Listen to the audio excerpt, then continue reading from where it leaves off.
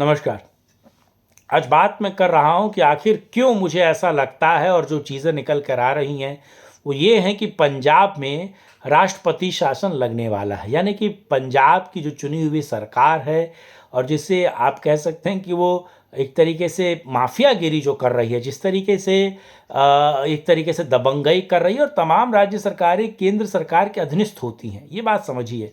आप ऐसा नहीं है कि अपने आप को, अगर आप सेंट्रल की पावर, स्टेट की पावर और कॉन्करेंट पावर की जो लिस्ट है, अगर कॉन्स्टिट्यूशन में आप देखेंगे तो मनमानी कोई भी राज्य सरकार नहीं चलती। यानी कि संप्रभुता, देश की अखंडता और जो सहिष्णु माहौल है या फिर सौहार्द का जो माहौल है या फिर समरसता की भावना को अलग कर कर कोई भी सरकार नहीं चल सकती। अगर यदि चलती है तो मुझे लगता है केंद्र सरकार को उसको भंग कर देना चाहिए। बहरहाल, मैं क्यों कह रहा हूँ इसको समझना बहुत ज़रूरी है। आपको पता है कि किसान तथाकथित उग्रवादी, मैं उग्रवादी कहूँगा, उग्रवादी आंदोलन, खालिस्तानी आंदोलन लगातार चल रहा है और ऐन चुनाव से पहले ये सारा आंदोलन जो है वो बड़े पैमाने पर फैल रहा है।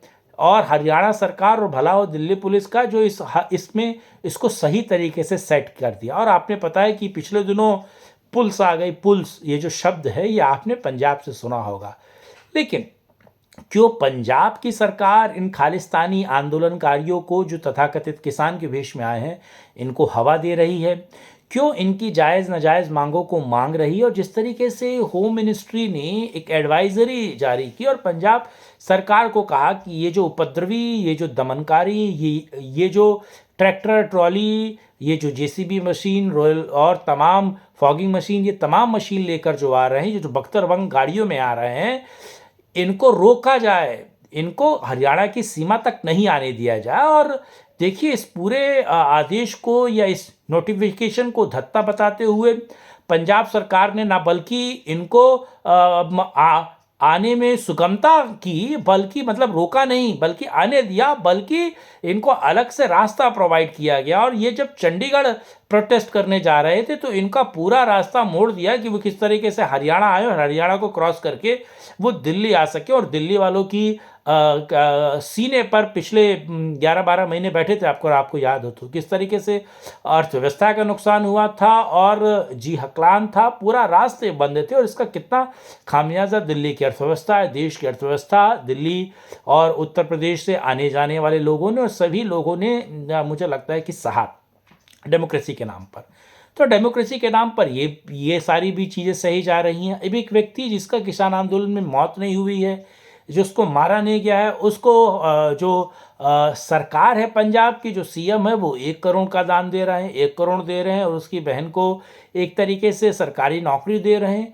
तो यानी कि जो उपद्रवी तत्व हैं, जो ऐसे तत्व हैं जो इस देश की संप्रभुता, एकता, अखंडता के लिए एक तरीके से बाधाकारी हैं या फिर उसके लिए खतरे की घंटी, ऐसे लोगों को खुश करना और खास तौर से ऐसे लोगों को बढ़ावा देना और देश विरोधी चीज़ों को। क्योंकि देखिए, लगातार ये जो खालिस्तानी किसान हैं वो मोदी को जान से मारने की धमकी देते हैं। वो कहते हैं खट्टर को बदलो, वो कहते हैं सीएम को सेट कर देंगे हम, यानी कि योगी आदित्यनाथ के खिलाफ, नरेंद्र मोदी के खिलाफ, अमित शाह के खिलाफ। और देश के, आप सोचिए, हिंदुओं को लेकर कितने के विरोध में कितनी कट्टरपंथी और जहर उगलने का काम कर रहे हैं। लेकिन ये शय कैसे मिल रहा है? सरकार उनको, जो जो जो पंजाब की सरकार है, वो उनको रसद, खाद सब मुहैया करवा रही है। यानी कि उनको पैसा भी मुहैया करवा रही है, फंड भी कर रही है। दूसरे तौर पर देखिए तो उनका समर्थन, सहयोग भी कर रही है, उनको आगे बढ़ने दे रही है। और हर प्रकार से पंजाब सरकार इस देश में शांति का जो माहौल है, यानी कि महज चुनावी फायदे के लिए, वोट की राजनीति के लिए, मुझे लगता है कि पंजाब सरकार जो है वो एक तरीके से अलग नियम कायदे कानून निकाल रही है। लेकिन इसमें समझना बहुत महत्वपूर्ण है। इन सभी चीज़ों को देखते हुए और जिस तरीके से ये जो खुजरीवाल है दिल्ली में, इसने जिस तरीके से आतंक मचा रखा है और गाहे बगाहे इन खालिस्तानियों का मनोबल बढ़ाने के लिए, केवल वोट की राजनीति करने के लिए इन लोगों को प्रश्रय और श्रय दे रहा है।